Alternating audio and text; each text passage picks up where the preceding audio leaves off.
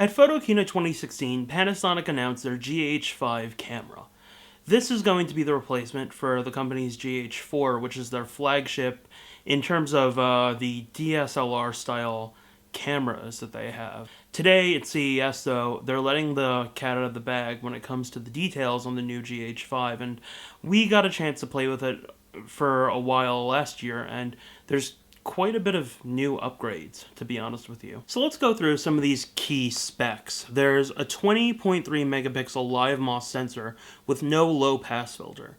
There's a new Venus Engine 10, plus there's dual IS with 5-axis stabilization. Panasonic claims that there's 5 stops of image stabilization up to 280 millimeters. In addition to that, all you video folks are getting some new features too. There's 4K video with up to 60p recording capabilities with suppressed rolling shutter. Plus, in addition to that, there's going to be no cropping in the video. You're just going to have a full sensor readout. Here's the really cool part. Panasonic is saying that the camera is splash-proof, dust-proof, and freeze-proof. But the specific rating on being freeze-proof is down to -10 degrees Fahrenheit. And that's quite fantastic, actually. Not many cameras can do that, except for the tough cameras that are marketed out there. In addition to that, photojournalists will appreciate the fact that there are new features like Bluetooth, Wi-Fi, USB-C transfer abilities. They're going to update the app in order to actually work with the camera. There's quite a bit that photojournalists can actually really appreciate because of this camera. The GH5 has always been known as a camera that's more popular with videographers, but for still photographers, Panasonic is doing something a little bit different, and it seems that they're really targeting it specifically at the landscape crowd and the portrait crowd. For example, they have this new 3D color system that they're saying is going to be able to deliver more natural skin tones and also better blues. Panasonic's colors have always been a little bit more muted than Olympus's, Sony's, Canon's, Nikon's, stuff like that. If you look at the output from their cameras and their lenses versus everything else, everything seems kinda more a little bit like overexposed Kodak Portra versus like Ektar or something else like that. And if you like that look, then it makes a lot of sense. You can go for the Panasonic, and that's why it usually does pretty well with skin tones. But otherwise, you may not really like it, or you're going to have to work with it a little bit more in post. Now, something that I'm really happy about is that Panasonic has a new 3680 live viewfinder. Live viewfinders are actually very important for me because I'm actually a legally blind photographer, and there are many of you out there that actually do like the mirrorless system because the electronic viewfinder allows you to see something a little bit better. The viewfinder on this is actually so good that I can see without my glasses when I look into the viewfinder, and I have a pretty terrible astigmatism, but when I put it up, it's worse in my left eye, by the way, but when I put it up to my left eye, I can see almost perfectly. I can actually read everything almost perfectly. With the right eye, I have no issues at all. So if I need to at all, I can actually shoot without my glasses, and that means a whole lot to me as a legally blind photographer. An optical viewfinder can't do that, unfortunately. I mean, if you really want to get really amazing detail from an optical viewfinder, you need something that's very bright, and you also need usually something that's kind of medium format. But with Panasonic, you're not really going to need that because the magnification is so good, the details are so great, it's incredible, honestly. So the camera is also offering 12 FPS shooting at full resolution whenever it's in autofocus single, but when it's in autofocus continuous, you're getting 9 FPS. And generally speaking, that's more than good enough for sports shooters. It's not up to Olympus's 20 FPS, which can be done when you disable autofocus, but it's still quite good. I mean, 12 FPS at single, I mean, what are you going to be doing? You're going to be shooting a landscape at 12 FPS that's not moving, or you're going to be shooting a portrait subject at 12 FPS, or some other photojournalistic subject at 12 FPS, but you don't necessarily need to because you also have the image stabilization built in. There are a couple of people that will shoot multiple images in order to ensure that they actually get one that's blur free. I see it all the time in the photojournalism world, but you don't really necessarily need that here. Then when you're shooting in continuous autofocus mode, you can easily track something that's moving across the screen. Now, Panasonic and Olympus have both really improved on this over the past couple of years. They could still be better, but with the GH5, we still don't know just how good the autofocus tracking experience is going to be. It's pretty good with Olympus, but let's see if Panasonic does something better. Now here's something that's really cool that I've kind of been ignoring for a while because I just never really put two and two together. There's this feature on Panasonic cameras called 4K photo, and Sony has it, and a couple other companies have it as well too, but they call it different things. Basically, it means that you're shooting images at the 4K video resolution size. And now what you can do with the Panasonic GH5 is you can shoot them at 60 FPS. But now, with the Panasonic GH5, you can go even bigger, and you can shoot 6K photo at 30 FPS, which basically means that you can essentially go around shooting the equivalent of a movie, but you're not going to be recording sound or anything else like that. So if you record the sound separately, you could probably turn something into a 6K video, but you're probably also going to burn out the processor and everything else, let's be honest. So let's take a look at the Panasonic GH5. If you take a look at the front, there aren't really a whole lot of controls. I mean, there is the exposure dial, then there's the lens release, but not really a whole lot.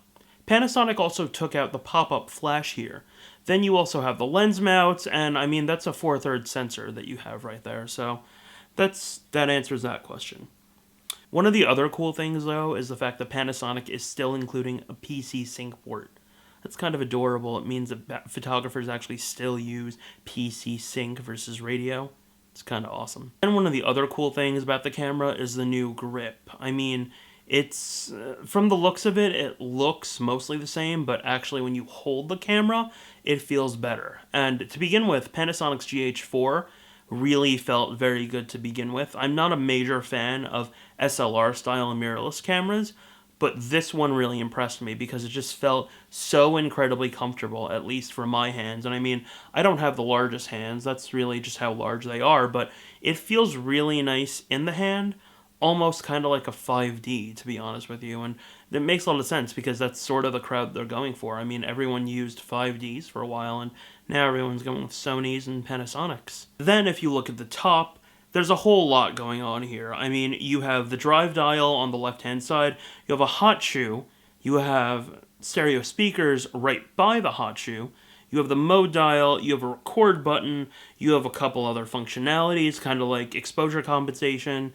and in addition to that, you have the exposure dial. This is standard Panasonic. I mean, it kind of makes a lot of sense when you just go like this. And on the back of the camera, Panasonic seems to be keeping it kind of minimal. I've seen more controls on the back of a camera before, but here, I mean, they're spread out fairly well. For example, the positioning of the playback button is all the way on the top left-hand side, and that makes a lot of sense because you can literally just take your hand, go like that, and just go through your images at will. Then there's the exposure dial, and Panasonic is also incorporating the joystick, which is really, really nice because when it came to choosing autofocus points, you could have used the LCD screen kind of like this, and then move the focusing point, but doing this makes a whole lot more sense. Fujifilm did this with the X Pro 2, and I absolutely love it, and I really wish that Sony would do it with the A7 series cameras, but they don't, and I don't understand why. Then there is the touch LCD screen that also flips out and swivels, and makes a lot of sense for video shooters. It can make sense for still photographers, but I mean, they're not really reinventing the wheel here. A lot of people have been doing this for a while. So what do I think about the GH5? The GH5 seems like a very, very powerful camera.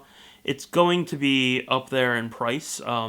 We don't have an exact number on it yet, but it's going to be up there. And one of the things about Micro Four Thirds is that they make great cameras. The thing is that the problem doesn't really have to do with the people that are making the cameras. The problem has to do instead with public perception of the fact that you have a smaller sensor.